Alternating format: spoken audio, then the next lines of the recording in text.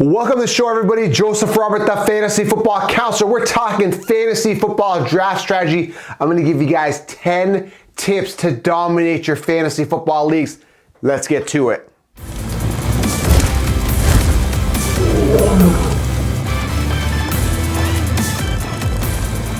All right, guys, let's get to it. The top 10 fantasy football draft strategy tips. I'm going to get to it. Make sure you guys click subscribe to this YouTube channel, the #1 fantasy football podcast, and follow on social. And also smash a thumbs up and leave a comment below. I answer as many comments as I can, and I shout some of you guys out on the comments I select on our podcast. So leave the comments below. Let's get to the show. Loading up on running backs is my #1 fantasy football draft strategy tip. Guys, when you're looking at fantasy football draft strategy, you have to load up on running backs, especially for the 2020 year, because you have a lot of depth at the wide receiver position. You can land a couple of sleepers that could really break out. So load up on those running backs. Do not hold back. These are your volume getters. And there's only a handful, guys, there's only a handful of running backs that get the volume that are not in a committee. So I implore you to load up on these guys. You cannot go wrong with this, okay? And I talk about this in my 16 rounds fantasy football draft solution. Get rid of fantasy football draft kits. The draft solution will help you guys dominate. Available already for pre-order on thefantasyfootballcounselor.com. All right, so #1, load up on running backs. #2, this may seem like common sense when you're looking at fantasy football draft strategy, but you have to know the league rules. You have no idea how many people are not aware of the league rules going into the league. How many quarterbacks do I have? How many positions on the roster do I have to fill up? How many bench spots? Okay, I have 6 bench spots. Okay, I need X amount of players I need to load up on my team to add depth. Okay, is it PPR? Is it standard? Guys, you have to know your league rules. You have to know your league settings. You have to know trade deadlines, because this is going to give you a massive competitive advantage. Not only when you're looking at waiver wires, from trades to everything, right, guys, to setting up your roster. What time do you have to set up your roster by? When is the deadline? When do I have to have my player in? Is it 2 minutes before? Is it one? You know, certain leagues are different, right?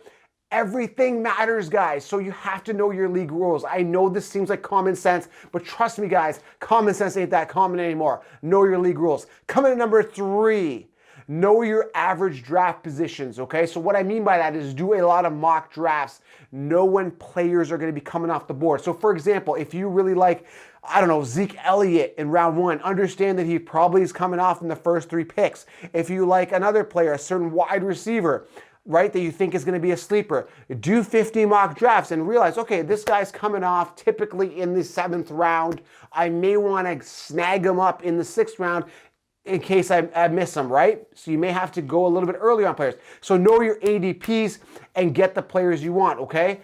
You also don't want to get sniped, because that really sucks, okay? So if there's a player you really like, you definitely don't want to be sniped. So knowing your ADP, your average draft position on when you pick up a player and when they're typically coming off the board is very important. Listen, guys, the mainstream is kind of a big thing, right? People follow these consensus rankings because they're everywhere. They're in magazines, they're on websites, this and that, right? If you're not aware of this channel, you may be drafting like the sheep. A lot of people do. So that's why you have to follow ADPs and see what other people are doing so they can counterbalance that and do better, okay? #4, wait on a tight end. Listen, I've always waited on tight ends. I typically grab a guy in the 6th, 7th round that has some upside, and then I get a sleeper rookie tight end. I always have depth at this position. One of them usually typically goes off. But as long as I get 10 points, I'm happy. A lot of people waste a 1st or 2nd round pick on a tight end. Listen, there's always typically 2 or 3, maybe 3 or 2 tight ends that are pretty good every season. You know, I'm not going to invest in that when I can get myself a solid running back at that average draft position for those tight ends. So I always wait, okay, guys, on tight end. #5, anchor your team with a quarterback. But listen to what I'm saying. Do not overpay on a quarterback. Last year, a lot of people overpaid for Pat Mahomes. I'm not going to do that. I said stay away from Pat Mahomes. 3rd round is too much. The same thing could translate again this year when you're looking at Lamar Jackson. Am I going to invest a 1st, 2nd, or even a 3rd round on Lamar? No. For one reason, and one main reason only, is that there's a decline when these guys hit such a pinnacle year. We saw that with Mahomes. Probably going to see that with Lamar again. #2, a very, very important fact is that you can get a lot of quarterbacks later on that have been proven. Now, what I mean by anchor your team with a quarterback as my number 5 tip here is that I still want to get a quarterback that's going to produce relatively well. And you can see those consistent trends with quarterbacks throughout the years, right? It's almost kind of like what you see is what you get with quarterbacks. It's not as volatile as the running back position. So you still want to anchor your team with an ace quarterback, back him up. Here's a bonus tip for you. If you're in a 1 quarterback league, always house 2 quarterbacks. If you're in a 2 quarterback league, always house 3 quarterbacks. And there's a reason why I do that. One of the reasons was I was in a 2 quarterback league once, and I kind of explained the story, but I want to hammer it in your head because it really hammers the point home that you need a lot of depth. So I was in a 2 quarterback league. One guy in that league decided to hoard 6 quarterbacks on his bench. Come bye week, I didn't have a backup quarterback. I didn't have a quarterback. I couldn't fill my number 2 quarterback slot in this 2 quarterback league because some guy was hoarding all the quarterbacks. So you always got to cover yourself. And when you are drafting, always draft with the intention that you don't need trades or waiver wires, that your team is okay. You're still going to need to do waiver wires, but you have to draft with the intent that you don't need anybody else. There's enough depth on your roster to cover yourself. Okay, that's the kind of the mentality you want to engrave. All right, so balance your roster is the next tip, number 6. What I mean by that, you need to have consistency. You need to have upside. So you need a roster not only with safe players, there's no safe in fantasy, but so many people draft players based on their name or their team that they like, or I feel safe with that guy. I want a 10-year veteran because he's going to get me, 3 points a game guaranteed. No, listen, you got to have your guys that are producing consistently, and then you need your guys, your rookies, your guys with upside too, and you need to have a good balance of that. I talk about in my 16-round draft solution that you can pre-order right now at thefantasyfootballcounselor.com. My first video on that, it's video training, guys. If you're not aware, my first video on that is coming out end of April. As soon as the NFL draft happens, I do my first draft of the 16-round draft solution, and then I update it, as we get closer to the season. So pre-order right now. All right, coming to number 7, have a backup plan for a backup plan. I know this sounds like common sense, but literally, belt and suspenders, implement the strategy. It will save you guys a lot. Going back to the 2 quarterbacks, you need 2 quarterbacks in a 1 quarterback league, 2 quarterbacks in a 3 quarterback league.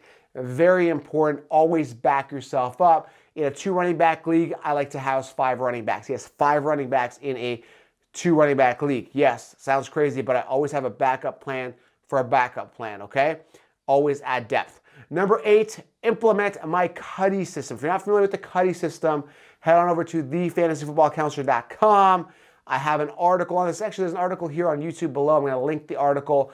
I talk about the CUDDY as my number 8 step here. Consistency, upside, durability, depth, and youth. Very important, guys, when I am drafting a roster. I want to make sure it fits my CUDDY system. Are they consistent? Do they have upside? Are they durable? Dalvin Cook, probably a guy I'm not drafting. He hasn't finished 3 seasons. Where are they in the depth chart? Is there another guy breathing down their neck? Or how young are they, right? Again, I tend to stay away from older players that are on the decline. They lack the upside. What you see is what you get, and I don't want the old goat. I want the upside player, especially later in the draft. So I always make sure I follow the CUDDY system, trademarked system, by the way, that I created, thought process in your head to acquire that player. Again, check it out in the link below here. Also, another one here, number 9. There's 2 more here, and they're kind of common sense, but do not overpay for defense and kickers.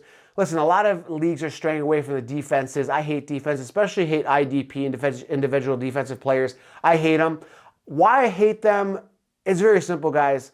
When you have a corner, okay, and he gets, 2 interceptions, runs it back for a touchdown, gets like 30 points a game. That's an inflated, rare game that doesn't typically happen. So you can have like the best team with the best roster, and you get screwed because one guy that you're facing that week has a corner that goes off, has the game of his life, and it never happens again, screws you for that week, and you take a loss. That's kind of why I hate IDP players. Defenses, I don't know, man. I don't like them. I don't like defense. I don't like kickers. I typically stream these positions. Now, I try to get a good top 5 defense if I can when I see them coming off the board in the draft. But typically, again, I wait on these positions as late as possible. Okay, load up on those skill positions like running back and wide receiver. Coming at number 10, final tip, stray away from the fantasy football consensus rankings. Stray away from the sheep. Guys, this is very, very important. The mainstream, the Concheapsis, they're not going to do you any favors. They're literally copying and pasting last year's rankings. They're saying, hey, these guys are top finishers this year. Hey, draft them again this year. There's no thought process in this. They're playing it safe. They don't want to look bad. So stray away from the mainstream. If you do what everyone else is doing, you won't stand out and you will not succeed. I assure you that. I promise you that. Okay, guys? So that's it. That's your fantasy football draft strategy. Those are your top 10 tips. Implement them, use them. There is an article, again, at thefantasyfootballcounselor.com under the Fantasy Football 101 section that you could check out. Very and extremely valuable content for you guys on the site. Of course, check out the store on the site as well. We got the t-shirt line with the Lion swag, very exciting, and pre-order that 16-round draft kit. All right, guys, leave a thumbs up, click subscribe, back in action, the Counselor YouTube channel, ton of great content coming at you. I will see you guys next video. Use these tips and you will dominate. I'm out.